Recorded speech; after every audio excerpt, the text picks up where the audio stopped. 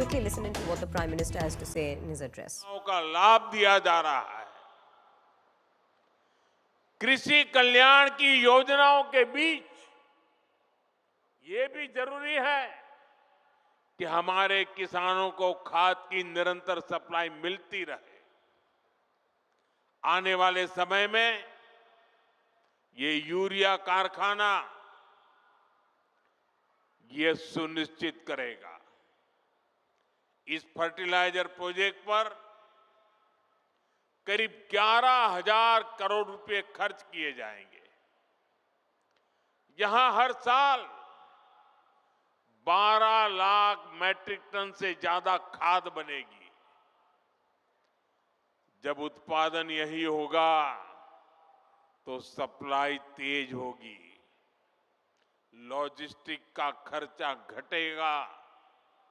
साथियों, नाम रूप की ये यूनिट रोजगार, स्वरोजगार के हजारों नए अवसर भी बनाएगी। प्लांट के शुरू होते ही अनेकों लोगों को यहीं पर स्थायी नौकरी भी मिलेगी। इसके अलावा जो काम प्लांट के साथ जुड़ा होता है, मरम्मत हो, सप्लाई हो, कंस्ट्रक्शन का बहुत बड़ी मात्रा में काम होगा, यानी अनेक काम होते हैं। इन सब में भी यहां के स्थानीय लोगों को और खास करके मेरे नौजवानों को रोजगार मिलेगा। लेकिन भाइयों बहनों, आप सोचिए, किसानों के कल्याण के लिए काम बीजेपी सरकार आने के बाद ही क्यों हो रहा है? हमारा नामरूप तो दशकों से खाद्य उत्पादन का केंद्र था। एक समय था जब यहां बनी खाद से नॉर्थ ईस्ट के खेतों को ताकत मिलती थी, किसानों की फसलों को सहारा मिलता था। जब देश के कई हिस्सों में खाद की आपूर्ति चुनौती बनी, तब भी नामरूप किसानों के लिए उम्मीद बना रहा। लेकिन पुराने कारखानों की टेक्नोलॉजी के समय के साथ पुरानी होती गई और कांग्रेस की सरकारों ने कोई ध्यान नहीं दिया। नतीजा ये हुआ कि नामरूप प्लांट की कई यूनिट्स इसी वजह से बंद होती गई। पूरे नॉर्थ ईस्ट के किसान परेशान होते रहे, देश के किसानों को भी तकलीफ हुई, उनकी आमदनी पर चोट पड़ती रही, खेती में तकलीफें बढ़ती गई। लेकिन कांग्रेस वालों ने इस समस्या का कोई हल ही नहीं निकाला। वो अपनी मस्ती में ही रहे। आज हमारी डबल इंजन सरकार कांग्रेस द्वारा पैदा की गई उन समस्याओं का समाधान भी कर रही है। साथियों, असम की तरह ही देश के दूसरे राज्यों में भी खाद की कितनी ही फैक्ट्रियां बंद हो गई थी। आप याद करिए, तब किसानों के क्या हालत थे। यूरिया के लिए किसानों को लाइनों में लगना पड़ता था, यूरिया की दुकानों पर पुलिस लगानी पड़ती थी, पुलिस किसानों पर लाठी बरसाती थी। भाइयों बहनों, कांग्रेस ने जिन हालातों को बिगाड़ा था, हमारी सरकार उन्हें सुधारने के लिए एड़ी चोटी की ताकत लगा रही है। और इन्होंने इतना बुरा किया कि 11 साल से मेहनत करने के बाद भी अभी मुझे और बहुत कुछ करना बाकी है। कांग्रेस के दौर में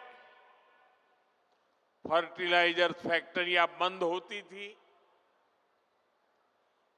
जबकि हमारी सरकार ने गोरखपुर, सिंदरी, बरौनी, रामागुंडम जैसे अनेक प्लांट शुरू किए हैं। इस क्षेत्र में प्राइवेट सेक्टर को भी बढ़ावा दिया जा रहा है। आज इसी का नतीजा है हम यूरिया के क्षेत्र में आने वाले कुछ समय में आत्मनिर्भर हो सके, उस दिशा में मजबूती से कदम रख रहे हैं। साथियों, 2014 में देश में सिर्फ 225 लाख मैट्रिक टन यूरिया का ही उत्पादन होता था। आपको आंकड़ा याद रहेगा? आंकड़ा याद रहेगा? आपने मुझे काम दिया 10-11 साल पहले, तब उत्पादन होता था 225 लाख मैट्रिक टन। ये आंकड़ा याद रखिए। पिछले 10-11 साल की मेहनत में हमने उत्पादन बढ़ा करके करीब 306 लाख मैट्रिक टन तक पहुंच चुका है। लेकिन हमें यहां रुकना नहीं है, क्योंकि अभी भी बहुत करने की जरूरत है। जो काम उनको उस समय करना था नहीं किया, और इसलिए मुझे थोड़ा एक्स्ट्रा मेहनत करनी पड़ रही है।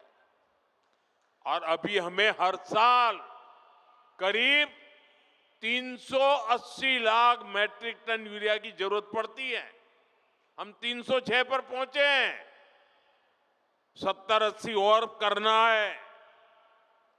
लेकिन मैं देशवासियों को विश्वास दिलाता हूं, हम जिस प्रकार से मेहनत कर रहे हैं, जिस प्रकार से योजना बना रहे हैं, और जिस प्रकार से मेरे किसान भाई बहन हमें आशीर्वाद दे रहे हैं, हम हो सके उतना जल्दी इस गैप को भरने में कोई कमी नहीं रखेंगे। और भाइयों बहनों, मैं आपको एक और बात बताना चाहता हूं। आपके हितों को लेकर हमारी सरकार बहुत ज्यादा संवेदनशील है। जो यूरिया हमें महंगे दामों पर विदेशों से मंगाना पड़ता है, हम उसकी भी चोट अपने किसानों पर नहीं पड़ने देते। And viewers, that is the Prime Minister addressing people at Dibrugarh as a part of his tour that he is on in Assam from 20th to 21st. This was an excerpt from that very address.